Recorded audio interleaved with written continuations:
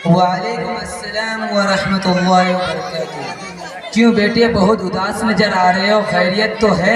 हाँ अंकल खैरियत तो है, लेकिन घर पे मैं तन्हा था इसलिए बोर हो रहा था। सोचा कि चलो आपसे ही मुलाकात कर लूं। ये तो अच्छा हुआ कि आप रास्ते में मिल गए। क्यों तुम्हारी घरवाली घर पर नहीं है, उसी से दिल बहला लेते। वाइफ के क्लास फ्रेंड आए थे, वो उनके साथ एंजॉय करने गई है। अरे तुम क्या बक रहे हो, तुमने उसके साथ जाने की इजाजत दे दी। मैं इजाजत क्यों नहीं देता, आखिर उनका भी तो हक है। साथ पढ़े, साथ चले, साथ जवान हुए, सैर सपाटे में साथ थे, तो उनके रिश्ते को मैं क्यों खत्म कर दूं। और ये तो आम दस्तूर है, हर आदमी अपने गर्लफ्रेंड के साथ घूमता है। शादी उनके अटूट रिश्ते को थोड़ी खत्म कर सकती है। खामोश हो जाओ नालायको, जर्रा बराबर शर्म व हया नहीं रही, बिल्कुल देयूस हो गया है। सच कहते हैं कि जब आदमी बेहया बन जाता है तो जो चाहे करता है। अपनी बीवी को एक ऐसे आदमी के हवाले कर दिया जिसके साथ माजी में नाजायज ताल्लुकात रहे हैं। अंकल जी आप तो बहुत जल्द गुस्सा हो जाते हैं। आप देखते नहीं ये तरक्की का जमाना है, हर शख्स आजादी की फिजा में सांस ले रहा है। पहले तो औरतों को घर की क्वार्टर में बंद कर देते थे और उनको दुनिया की तरक्की से महरूम रखा जाता था। आबादी का निस्बी हिस्सा उस मातल की तरफ बेकार पड़ा हुआ था। नतीजा यह था कि दुनिया तरक्की नहीं कर पा रही थी। लेकिन अब जब उन्हें आजादी दी गई तो उन्होंने भी मर्दों के शाना बशाना चलकर जिंदगी के हर मैदान में अपने अहमियत को साबित कर दिया और आनन फानन दुनिया तरक्की करती चली गई। अब औरत घरेलू जिम्मेदारी भी संभालती है और बाहर की दुनिया इतनी ज्यादा रखती है।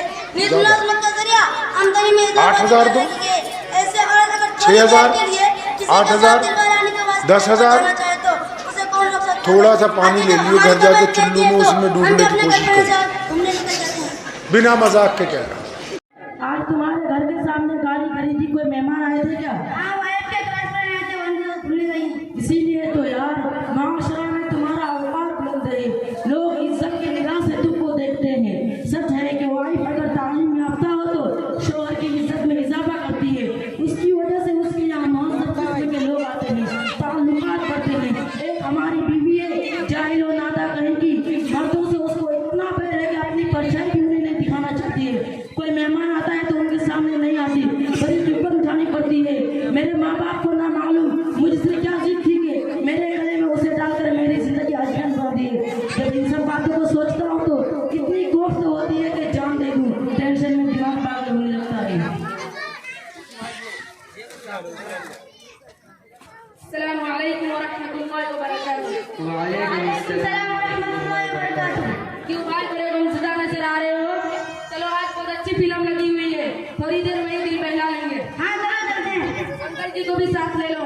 भागो यहाँ से कमीनो, तुम लोग सिर्फ नाम के मुसलमान हो, इस्लाम की कोई खूबी तुम्हारे अंदर नहीं है। अपनी बीवियों को दूसरों के हवाले करने पर फख्र करते हो। इस कम वक्त की बीवी नेक है तो ये उसकी बुराई करता है और उसे भी फाहिशा बनाने का चक्कर में है। और अब टेंशन दूर करने के लिए फिल्म देखने जा रहे हैं। क्या तुम बता सकते हो कि फिल्म बीनी में कितने नुकसानात हैं? उसमें नंगी तस्वीरें होती हैं जिससे जज्बात भड़कते हैं और उसके नतीजे में उरियानत, फहाशी, ज़िनाकारी और बदकारी जैसी बुराइयां जन्म लेती हैं और पूरे माशरा को गंदा करके रख देती है। छोड़ो यार इनको, फुट्टे हो गए, बाल सफेद हो गए, गाल पिचक गए, चेहरे पर झुर्रियां पड़ चुकी है, पैर कमर में लटक चुकी है, तो इनको फरिश्ता बनने की सूझ रही है। अगर जवानी की कुछ रमक बाकी होती तो उनके 2-4 कदम आगे होते। मेरे बेटो सुनो, अभी तुम बच्चे हो, अकल के कच्चे हो, अभी तुम्हारे मुंह से दूध की बू आ रही है। मैं भी अपनी जवानी में शराबो कबाब का दिलदादा और फिल्म बीनी का रशिया था और मेहजबीनों के साथ सैर व तफरीह और अय्याशी दिन रात का मशगला था। मुंबई का कोई क्लब, कोई तफरीह का मेरे नापाक वजूद से खाली नहीं रही है। ये होठ जो हमारे पोपले हो गए हैं, ये होठ जो मेरे पोपले हो गए हैं, हजारों बोसों के रंग है मारे। अगर आप मौलाना साहब से हमारी भी मुलाकात करा देते तो हम आपका एहसान मानते, हो सकता है हमारी भी जिंदगी बदल जाए। जरूर जरूर, मोबाइल नंबर मेरे पास है। अगर आपके पास मोबाइल है तो उनको अभी यहीं बुला लेते हैं, वो फौरन आ जाएंगे, बल्कि खुश होंगे। उनको तो हर वक्त दूसरों की इस्लाह लगी रहती है। अबे लग रहा है तू भी इनकी बातों में आ गया है, जल्दी चल अरे आप थोड़ी देर मौलाना साहब के पास चले में क्या हर्ज है? रही बात फिल्म की तो अगला शो देख लेंगे। रात तो अपनी हाँ अंकल आप नंबर बोलिए। लो ये है नंबर 9771161398। ठीक है अंकल आप ही बात कर लीजिए। हाँ मौलाना साहब अस्सलाम वालेकुम। मैं शेख खलील बोल रहा हूँ।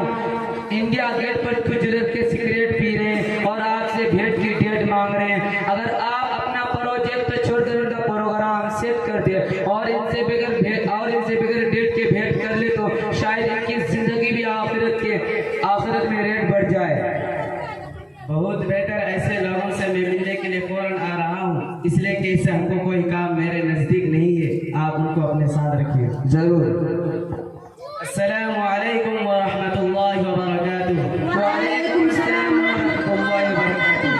कहे शेख खलील साहब क्या बात है? ये लोग दीन से बिल्कुल बेगफलत है। मगरिबियत के दिल ज्यादा है। इनके घर में बेपर्दगी आम है, बल्कि इंतहा दर्जा की है। इनके घरों की औरतें भी अजनबी मर्दों के साथ बेपर्दा घूमती है और ये खुद भी अजनबी औरतों के साथ सैर व तफरीह करने आते हैं। फिल्म भी तो दिन रात का इनका मुश्किला है। आज यहाँ पर मुलाकात हो गई। मैं टूटी फूटी जवान में कुछ समझाया, इनकी समझ में आ रही थी। सोचा कि आपको भी सहमत कर दो ताकि आप कुरान और हदीस की रोशनी में इनको समझा दे। खुदा करे इनकी समझ में बात आ जाए। मेरे अजीजों, कितने अफसोस की बात है कि आज हमारी इतनी सोच बदल गई है कि हम अपनी फलाह बहबूद मजहब इस्लाम में तलाश करने के बजाय मगरिब की दुनिया में तलाश करते हैं। कितना मुबारक था वो जमाना, दुनिया के अक्सर हिस्सों पर मुसलमानों की हुक्मरानी थी। हर तरफ अमन व अमान, अदल व इंसाफ था। लेकिन जब से इस्लामी हुकूमत ज़वाल पजीर हुई और मगरिबियत ने सर उभारा तो किस्म के फितने जन्म लेने लगे और तो फहशियात हो गई। जिना और बदकारी की वारदात में दिन ब दिन इजाफा होने लगा और ये नारा बहुत जोर शोर से क्या जाने लगा। अभी तक औरतों को घर की कोठरी में बंद किया गया था। आबादी का नफ्स हिस्सा बेकरार पड़ा था। कौमों की ताबे और तरक्की नहीं हो पा रही थी, इसलिए कि औरतों को भी मर्दों के शहना बशाना चलना चाहिए। अभी तक तुम्हें हुकूमत व सियासत के ऐवानों से मारूम रखा गया था। अब तुम बाहर आकर जिंदगी के जद्दोजहद में सालो दुनिया भर के एजाज़ात और ऊंचे ऊंचे मनासिब तुम्हारा इंतजार कर रहे हैं। दीन फितरत इज्जत व आबरू का ताज रखा था और जिसके गले में इफ़्फ़त व इज़्ज़त का हार डाला था। तिजारती इदारों के लिए एक शोपेश और मर्दों की थकन दूर करने के लिए एक तफरीह का सामान बनकर रह गई। प्रोपेगेंडा की कुव्वतों ने एक अजीब व गरीब फलसफा ज़हनों पर मुसल्लत कर दिया कि औरत अपने घर में रहकर अपने घर वालों के लिए खानादारी का इंतजाम करे तो यह कैद और जिल्लत है। लेकिन वही औरत अजनबी मर्दों के लिए खाना पकाए, इनके कमरों की सफाई करे, होटलों और जहाजों में इनकी मेजबानी करे, दुकानों पर अपने मुस्कुराहट और ग्राहकों को मुतवज्जा करे और दफ्तर में अपने अफसरों की नाज़बरदारी करे तो यह आज़ादी और यह आज़ाद है। इन्ना लिल्लाहि व इन्ना इलैहि राजिऊन। हालांकि अल्लाह तबारक व तआला ने औरत और मर्दों की साख्त मुख्तलिफ अंदाज में बना ली है। मर्द की सलाहियत अलग और औरतों की अलग और रसूलुल्लाह सल्लल्लाहु अलैहि वसल्लम तालीमात से यह वाज़ह कर दिया कि मर्द की जिम्मेदारी घर के बाहर के उमूर को देखना और औरतों की जिम्मेदारी घर के अंदर के उमूर को देख रेख है। शरीयत ने औरतों को पर्दे की दौलत उज़्मा अता की थी ताकि नजर बद से हिफाज़त रहे, शयातीन और इंस व जिन का मसबूब तीर न लगने पाए।